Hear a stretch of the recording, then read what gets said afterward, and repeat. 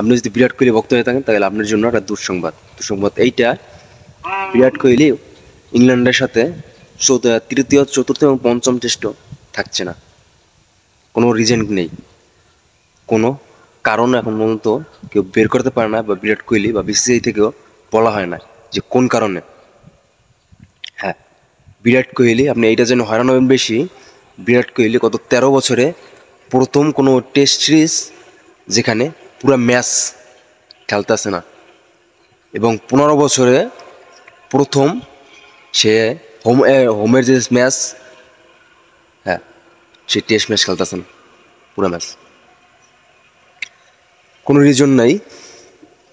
বিশ্ব ক্রিকেট ভক্তরা অধীর আগ্রহে বসে আছে যে কেন, এটা জানার জন্য কেন বিরাট কোহলি টেস্টে নাই। কারণটা কি? কারণ যাই হোক না কেন, কারণটা সিরিয়াস, সেইটা বিশ্ব ক্রিকেট ভক্তরা এখন পর্যন্ত ধারণা করতে পারছে বা ধারণা করছে, কিন্তু মূল যে কারণটা সেটা যতক্ষণ না প্রকাশ করবে ততক্ষণ কেউ জানবে না। বিশ্ব ক্রিকেট ভক্ত চায় বিরাটকে।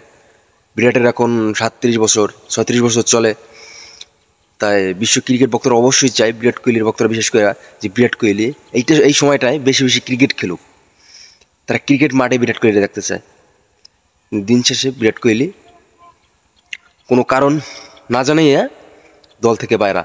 টি-20 বিশ্বকাপের পরে 18টা ম্যাচ হয়েছে। হ্যাঁ, 18টা ম্যাচের মাত্র 4টা খেলছে, 14টা ম্যাচ সে দলের বাইরে রয়েছে। কিছু রিজন দেখাইছিল একবার এবি ডিভিলিয়ার, যে বিরাট কোহলির বেস্ট ফ্রেন্ড, সে বলছে অনুষ্কা বা বিরাট কোহলি দ্বিতীয়বার বাবা মা হতে যাচ্ছে সেই কারণে, এবং অনেক ভক্তরা এইটা প্রচার করছে বিরাট কোহলির মায়ের শরীর খারাপ, স্বাস্থ্য খারাপ, যার কারণে বিরাট কোহলি টেস্ট থেকে সরে দাঁড়াইছে।